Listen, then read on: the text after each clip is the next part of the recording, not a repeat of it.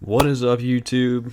It's Zombie back at it again, and I just want to give my thoughts on Black Ops 6 Zombies. It's been out for like 2.5 months now, and I just kind of want to give my take on, how good the game is, what I'm liking about the game, what I'm disliking about it. But basically, guys, I really do feel like we're back. Now, Cold War, don't get me wrong, there was a lot of things to like about that game, but overall, Black Ops 6 blows it out of the water, and it kind of feels like we're returning to that like Blundell era, like Black Ops 3, kind of classic zombies type feel, but with the new innovations that, Cold War brought with it. But anyway, like, let's talk about the pros real quick. I love the perk system first off. The fact that there's no perk limit, but it's balanced by the fact that the perks get more expensive with each perk you buy. I personally love that. I love, being able to be super overpowered in the late game with, having all the perks. I know past games have done that where, there's side quests and whatnot and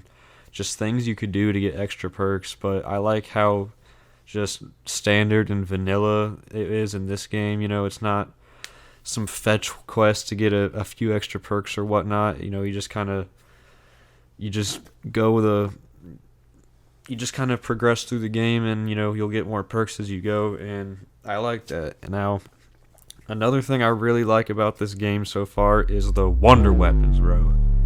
Oh my god, the ray gun has had periods where it kind of felt useless. Like in Black Ops 3 it kind of felt completely useless, but in this game the ray gun is fire, bro. Not only does it feel amazing to use, but it can actually be viable for the high rounds. Obviously, if you're going for round 999, there's other strats for that, because that's kind of, I feel like the developers not were not really intending for 999 to be reachable, so you kind of have to go with crazy strats to get to 999. But anyway, regardless, the ray gun just feels amazing, and it's a great weapon in this game, and it actually feels great to get it out of the box. And the jet gun. The jet gun is overpowered in this game. It's probably the single best wonder weapon in the game so far. And, it's definitely a big improvement from the transit jet gun, because, oh my god, that thing was dog shit.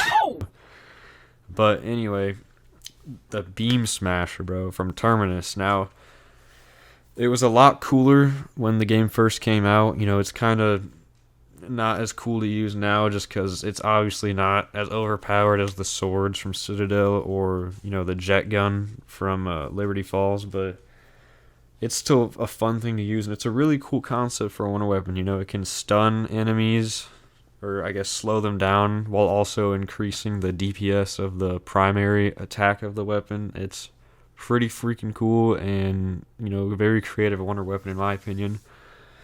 And I can't mention wonder weapons without mentioning the Citadel Daymore swords, the 4 elemental swords.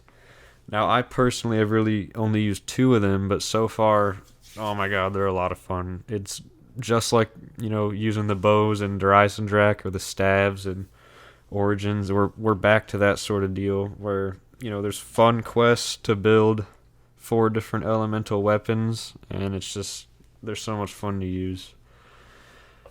And another great thing about this game, dude, is the boss fights, bro. We're so back to that BO3 type of boss fight where it's just so much fun, and a little bit challenging sometimes, but still really fun. And the Terminus boss fight, oh my god, the giant squid monster thing, like, that one took me a couple of tries, but once you get it down and you kind of know what you're doing, it's pretty easy. And then the giant statue dude from Citadel Daymore, oh my god, that boss fight, bro. The visual of that boss fight is amazing, and just, actually doing the boss fight is amazing, and man, they really executed that shit well, bro. That's all I gotta say. Now, I do have a couple of cons I want to get through with this game, though. Not everything is perfect. One issue that I have is the point system. I'm fine with the points only coming upon a kill. The fact that you don't get points just for doing damage is fine. It makes more sense with how the progression in this game works. But why is a headshot counted as more points than a melee? I feel like a melee is more skilled. It's more, you're putting yourself at greater risk when you're going for a melee. But, it's not that big of an issue. But I would change that if I was in control of the game, but it's whatever. It kind of makes it so you never really want to go for melees. You'd always just rather go for headshots. But another issue I have is that you never really tend to divert from your loadout weapon. Now, you might get like one other gun off the wall or the box or whatever, but, typically there's not really a point to, grabbing a gun off the wall or hitting the box, because you can just spawn in with the exact gun you want. And I don't know how exactly they would go about fixing that, but it's just an issue I have. It kind of makes the gameplay a little stale at times, but anyway, it's not that big of a deal. Like I said, it's kind of hard to find things that I don't like about this game. It's clear that a lot of love went into zombies this year. You can see it when you look at the multiplayer.